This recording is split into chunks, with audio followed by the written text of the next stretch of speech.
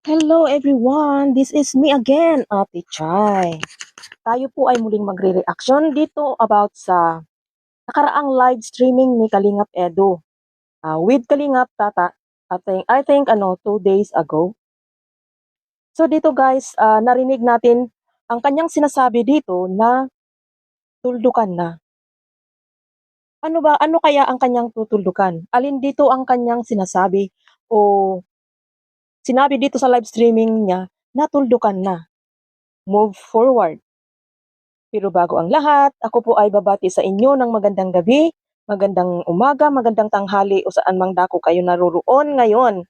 Ah, shout out sa inyong lahat at shout out sa ating mga ka-telemouth at mga ka-citadel dyan. Kung kayo po ay nanonood ngayon na kung saan ko nakuha itong mga words is panoorin nyo guys ang mga upload ni Kindred TV. Dito nyo makukuha yung mga word of the day na telemouth at saka ang word of telemouth is coming from Tatay Batas at ito namang Citadel is kay Tatay Quirino.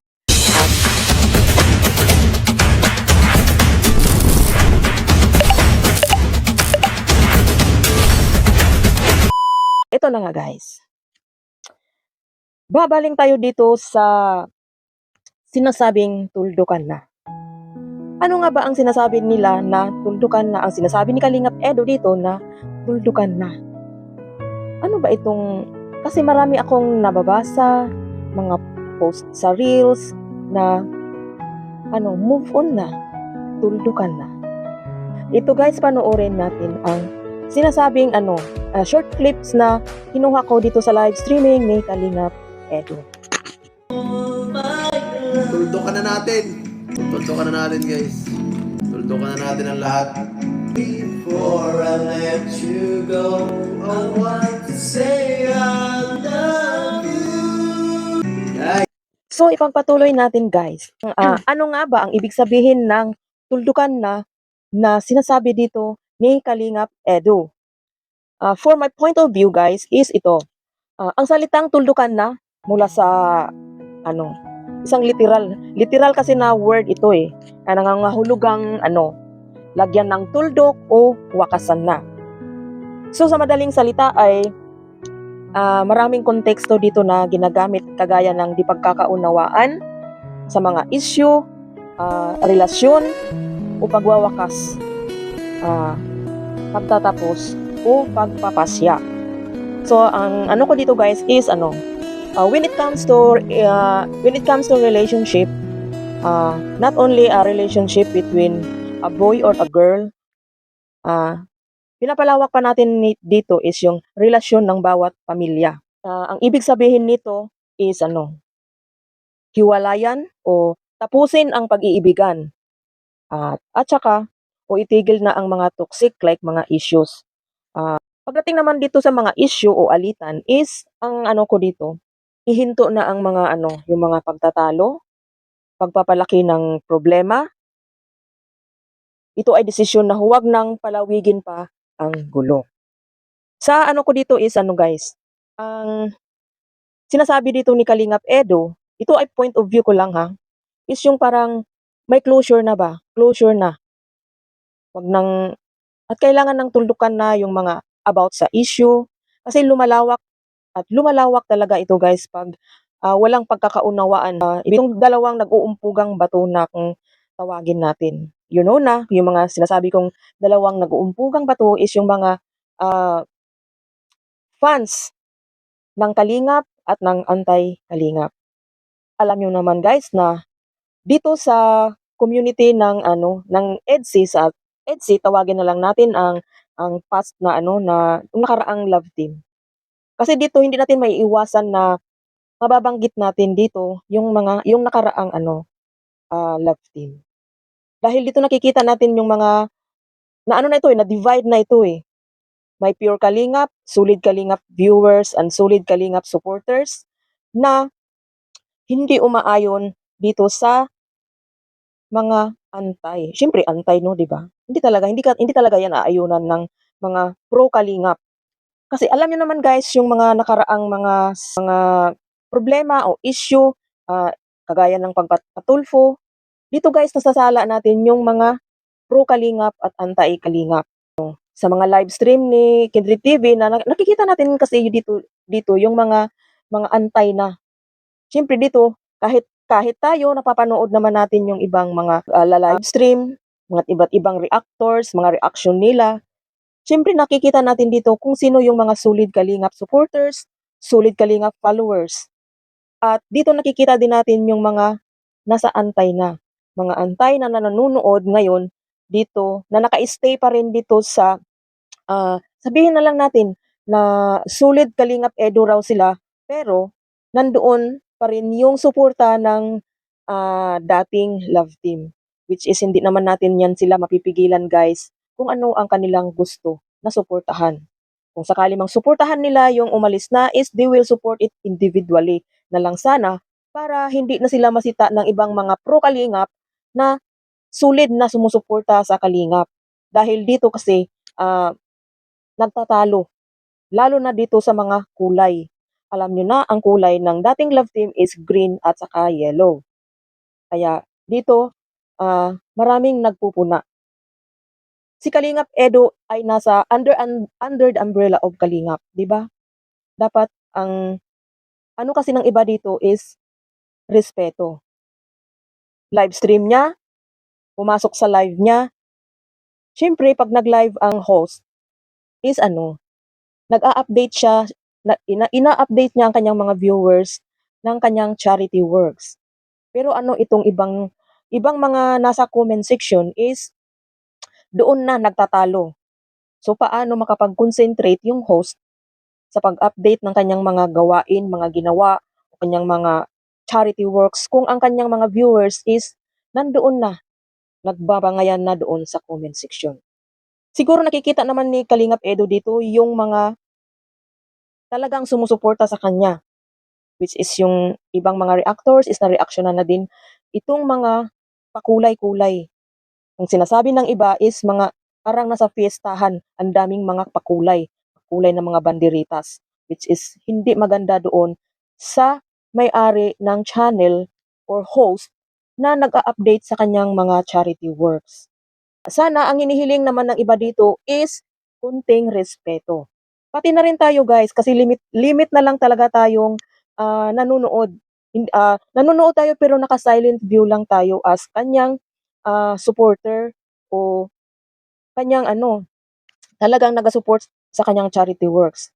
Hindi naman natin sinasabing hindi tayo nanonood, hindi tayo nagko-comment, wala na tayong suporta sa kanya. Ayon dito sa ibang nababasa ko, magmaraton naman kayo. Bakit nyo dinidiktahan o sinasabihan yung mga taong magmaraton na lang kayo, may maitulong pa kayo? Bakit? Nakikita nyo ba? Hindi naman lahat ng nasa grupo is nagmamaraton. Marami ang individual na nagmamaraton sa bawat vlogs ni Kalingap Edo o sino mang mga kanilang mga sinusuportahan na charity vlogger. Kaya dito guys, yung napalayo na tayo. Kasi dito ang pinupunto dito is yung pagkakaisa na lang sana at pagkakaunawaan. Kaya dito sa live stream ni Kalingap Edo ay kanya nang tinuldukan. At sabi pa nga niya is move forward. At ito pahabol ko guys.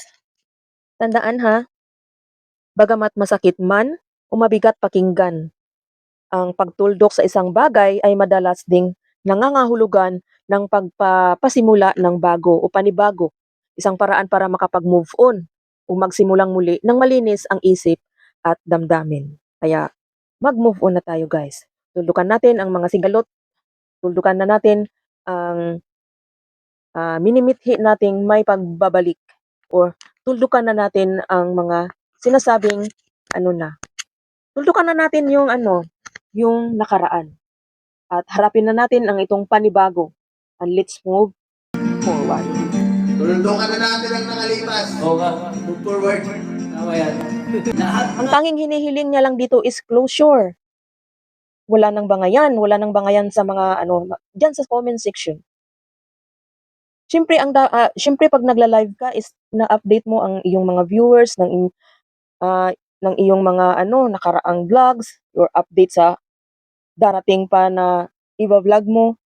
dapat ano, limitahan natin yung pagko-comment ng mga ano ba, yung iba nasasaktan na dahil wala namang sinasabi doon sa comment dahil puro na lang kulay green at yellow ang kanilang ikino-comment.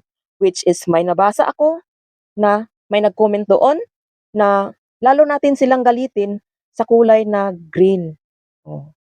Sino ba ang nagpupursige dito sa mga ibang viewers na siyempre ang sinusuportahan natin ngayon is yung kung ano man ang gustong itambal kay Kalingap Edo, which is ito nga ang lumalabas na ano, itong collaboration ng Bridget at Kalingap Edo, which is marami ang hindi sang-ayon dito na maka-EDSI. Pero ang iniisip ng iba is ano na, tandem na or love team. Patungo na sa pagiging love team. Natitreatin ba? So panoorin ulit natin guys yung ano, continuation dito ng kanyang ano, sinabi. Paulit-ulit na sinabing tuldukan na. Before I let you go, I want to say bye-bye. Goodbye, guys. Before I let you go, I want to say goodbye. Bye. Tulungan na natin ang nakalipas. Oo nga. Move forward. Kaya Tama yan. ito guys, once and for all, ay bigyan naman natin ng kalayaan si Kalingap Edo sa kanyang kagustuhan na ano na, mag-move on na tayo. Hindi siguro ang ibig sabihin ng iba dito na mag-move on na is itigil na yung kasi marami ang hindi sang-ayon sa tambalan. Hindi naman ito tambalan. Ito ay isang ano lang, collaboration. Kaya ito lang ang masasabi ko. Once and for all, tuldukan na. Sinabi na ni Kalingap Edo ang kanyang nasa sa puso. Move forward, tuldukan na. At sana ay limit-limitahan din natin ang mga magko-comment sa bawat kung sino-sino yung mga nagsusumbong, kung sino ang nagla-live. Iwasan na natin guys. Kung totoo kayong ito guys, itong video ko na ito is ina-address ko sa mga solid Kalingap Edo ko no na sumusuporta. Kung talagang sinusuportahan nyo si Kalingap Edo, suportahan nyo siya kung ano man ang kanyang ginagawang pagcha-charity sa kanyang own channel or sa channel ni Kalingap Rab. Dahil yun, pag nasa channel siya ni Kalingap Rab is pagcha-charity na din yun. Nakakatulong na din siya dito sa mga beneficiary ni Kalingap Rab. Dahil si Kalingap Edo ay isang kalingap. Kaya, suportahan natin kung ano man ang gusto niyang mangyari. Mapa-channel man niya or mapa-channel ni Kalingap Rab. Suportahan na lang natin guys.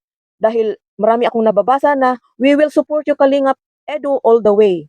So, ano ba yung ibig sabihin niyan all the way?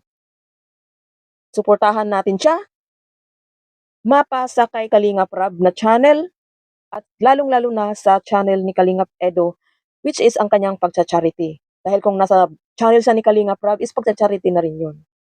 Kaya sana guys, maintindihan nyo itong reaction ko about dito kay Kalingap Edo at sa mga solid supporter ko no, ni Kalingap Edo.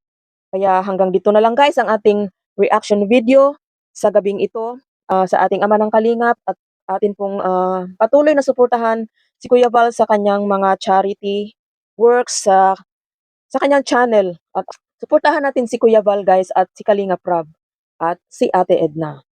Kaya hanggang dito na lang guys ang ating reaction video at hanggang sa susunod pa nating pagre-reaction. So good night, good evening sa ating lahat. Bye! Tulungan na natin ang nakalipas. Oo nga. Move forward. Tama yan.